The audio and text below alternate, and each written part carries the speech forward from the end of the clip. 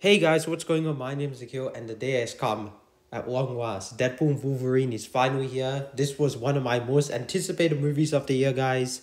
And listen, going into it, I was not the biggest Deadpool fan. I'm not the biggest Deadpool fan, I have to say.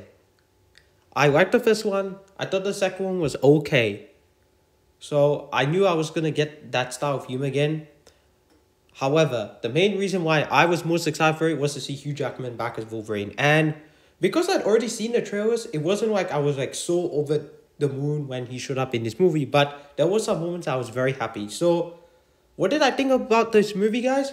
Well, unfortunately, I did not love it. So to start off with for my pre-rating score, I'm going to say Deadpool and Wolverine is a good movie, guys. Yes, this is me keeping it real. Just like how I felt about Star Wars Episode 9, The Rise of Skywalker, which I did not review on the channel, but I will say I personally liked. I personally liked that film. And I know I should not compare both movies, but this was not a great Marvel movie, but was a great Marvel experience. That's what I'll say about that. Now, story, without giving away too much, Wade is trying to find a place in the universe, the world, and he's trying to matter. And he wants to be accepted, but also wants to feel happy. And he feels happy, but he feels like there's more to it out there. So that's all I can say about that. The trailers have done a great job of not showing too much. I did not actually watch the final trailer, even though like some stuff was like revealed and showed to me, even like the TV spots as well. But I went into this trying not to see too much. And while I feel like I can't spoil myself in terms of like who was going to show up, all I'm going to say is that I was still happy. So the story is simple. What I just said before, Wade trying to find himself, trying to matter. And he meets Wolverine, and that's all I'm going to say about that. Now, the positives. I'm not going to spoil anything here, alright? If you think I'm going to spoil, I'm not. I don't like to spoil. I did say one thing in Infinity War, but that was like the Black Orders, the villains. I didn't say like who was going to show up in the movie. I'm still not going to say because I don't want to spoil. That's not who I am unless it's an in-depth review. So you can already see on the screen what one of the positives are. But let me just assure you, this is not a spoiler review, guys. Even though I want to, I will not talk about it, I swear. So, positives, first up, the action. The action is great. There's one fight scene that as a Marvel fan made me very, very happy. And that's all I'm going to say about that. But the action is great. It's bloody. This is Marvel's most bloodiest film. This is the most bloody superhero film I've ever seen, I would say. Maybe not the most violent film. I can't think. Maybe. But regardless, still, the action was great. Another thing, of course, Ryan Reynolds and Hugh Jackman. They just worked so well together. And Hugh Jackman blew me away. He was great in this movie.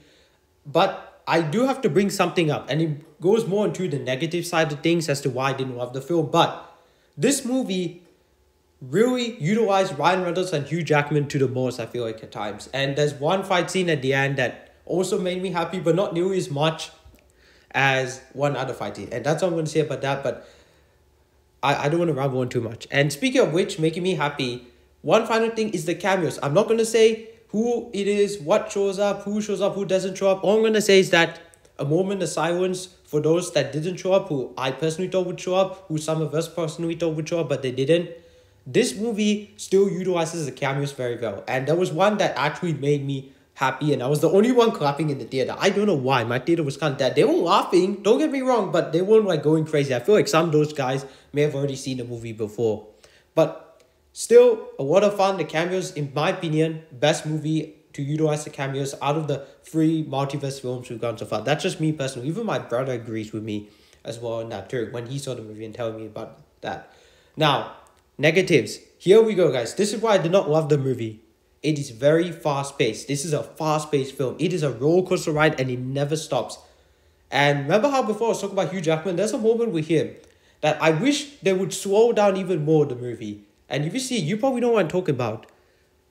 But no, it just suddenly picks back up again. And I don't mind that. But it was very rushed. It felt very fast-paced.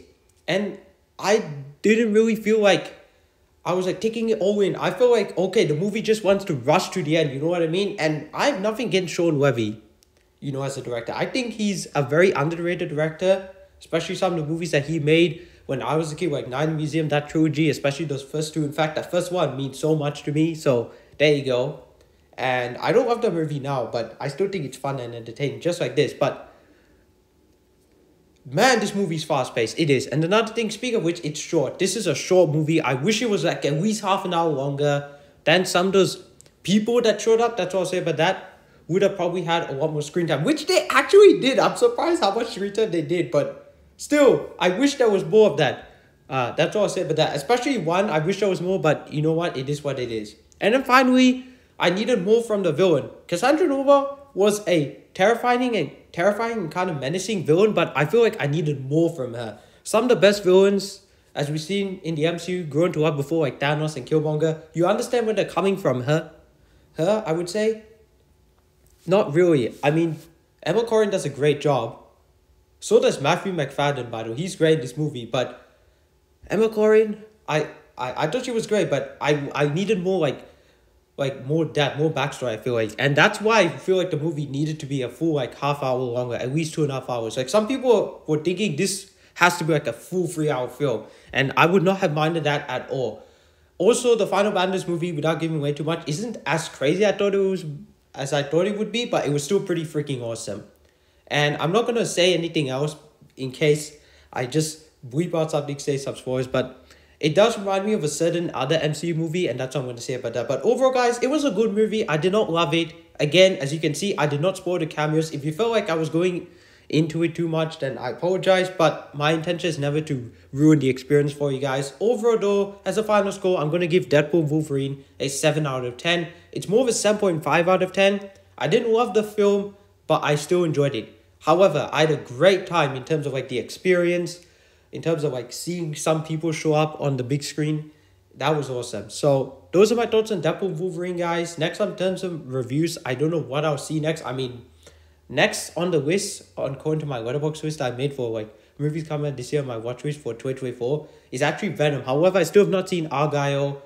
Rebel Moon, I might just wait for the franchise to be over. Same as Horizon. I heard some good things, but the movie bombed very, very hard. That's unfortunate. Alien Romeo is actually my watch. I'll see. So there's that. Anyway, guys, I liked the film. I didn't love it. That's all I have to say. It's unfortunate because I was very excited for it, but I feel like I was really excited just because of who was going to show up, who wasn't going to show up. But good film, fun ride, definitely some really funny moments. But man, if the movie slowed down, it would have been so much better. Even Rise of Skywalker was longer than this. And that movie also had some pacing issues too. But I still enjoyed the movie, guys. So that's what I have to say. So thank you guys for watching. Don't forget to like, comment, and subscribe to my channel. My name's Akil, otherwise known as the Comic Director. And I'm signing out.